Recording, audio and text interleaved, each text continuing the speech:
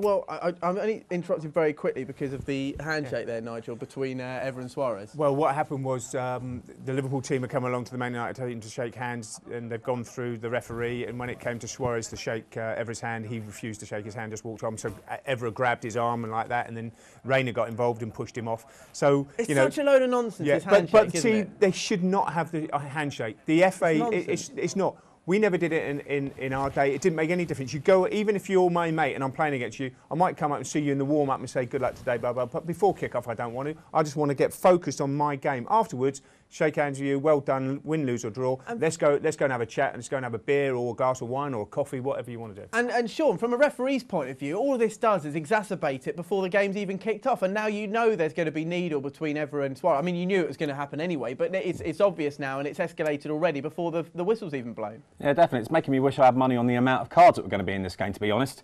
It's certainly created attention, or at least given attention that's already there. It's going to get the fans involved in the tension a bit more. I mean, it makes it more tasty, which is good for entertainment value, I suppose, but you don't really want that kind of bad blood straight away in the game. Let's just see at the end that everybody behaves themselves, because I've got a tweet in here from Mark Simmons 77. Will anybody shake Suarez's hand at full time? So let's hope that we're talking about the football, not about the handshakes. Exactly. We've heard enough from the handshakes. It does look as though that was the last chance for Liverpool that's gone now, Sean. We're dying out last few minutes here. Wayne Rooney holding it in the corner. The referee will blow the whistle, I would imagine. If not now, when the goal kick is taken. It's a corner, in fact. Yeah. But for you, Sean, I mean, you want, as a Liverpool fan, there to be no more no more antics after the full-time whistle, don't you? Oh, of course not. You just want to be professional and I say, OK, we lost this game and we have now just lost, it's full-time. You just want to say, yes, you know, this has happened, this game has happened, now we can move on and just carry on with our league campaign and not have this bother us again. I'm sure the same for Patrice Evra, who's doing a lap of honour. I mean, Evra, it can only be enticing. He's running around the pitch, like he's won an FA Cup, but he's running around the pitch, kissing the badge, jumping about, and it can only be to antagonise Suarez, can't it? There's got to be something there, but I mean, he's obviously a very proud man. Suarez looks very dejected.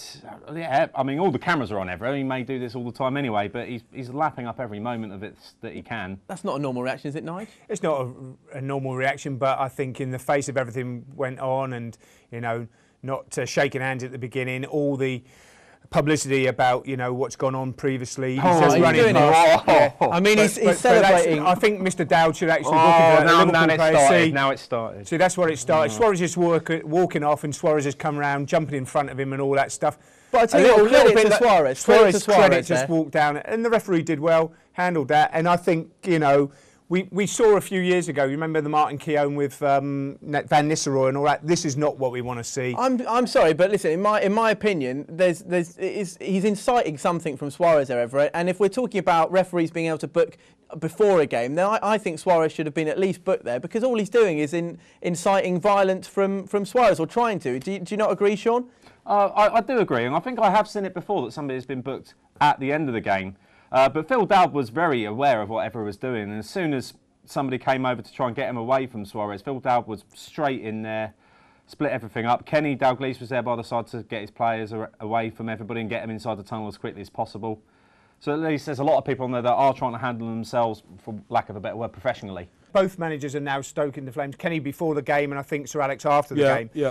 But I have to say, if you saw the interview with Wayne Rooney after the game, I thought Wayne Rooney was fantastic. Yeah. I think he came out and said that's between two individual players if they want to shake hands or not. Yeah. And I think it's the way it should be. To be forced to someone to do it before the game, because I might not like you, you might have broken my leg, you might have put me out of the game for 18 months. I know this is a different thing with race, but the two guys obviously do not like each other, so they shouldn't be put in that position by all the things that go on for fair play, because this just shows that there's not fair play because they don't want to shake each other's hand. So it's a waste of time doing it. As we saw at QPR Chelsea, they said don't do the handshake before the game, and it diffused the whole environment. This just stoked it. Yeah. No, would you agree with that, Scott?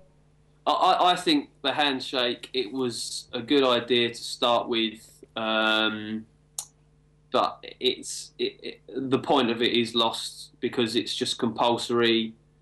And, you know, my Sunday League games, the only games we do it in are the FA Cup games that we play in. It's sort of the ref comes up to us, his county cup, so we all shake hands before the game. We've got no idea who these people are. If it's a handshake, it's meant to mean something, isn't it? Yeah. Yes, absolutely. You know, you go back to the Wayne Bridge saga. Of course, he wasn't going to shake his hand. Yeah. And again, it just gives fuel to fire. And you're right that the situation at Chelsea was diffused because they just didn't bother doing it. I think it's very difficult for the FA to try and look at something else to try and do it. There was a suggestion maybe of shaking hands after the game. Yeah, but you do that. Players do that anyway. But you do that if you played. You would do that after a game, wouldn't you? I always make a point. I mean, unfortunately, I've been injured for a couple of years, so I coach my team. But for every game, I make a point of shaking manager's hand, shake the ref's hand. Yeah. Any players that are around, I always make sure I shake the hand. Well, and that's respect, isn't it? What goes on the pitch stays on the pitch, doesn't it? Yeah, but that's respect, isn't it? Yeah. They're trying to get the respect before the game, doing the handshake, rather than understand afterwards what you do. And I think that's a respect. And if you don't want to shake someone's hand after the game, you do. You see players do it, but you have a respect for someone, you go up and shake their hand. And it shouldn't be forced upon you, in my view. But this has grown into a big argument now. Of course it has. And it's two of our greatest clubs, two of our very top managers. And it's all getting out of hand, and someone needs to take. It's not going to go away. Yeah, somebody needs to take hold of it, though, Mike. Yeah. You know, someone's got to be responsible. The clubs, or the players, or the Premier League and FA.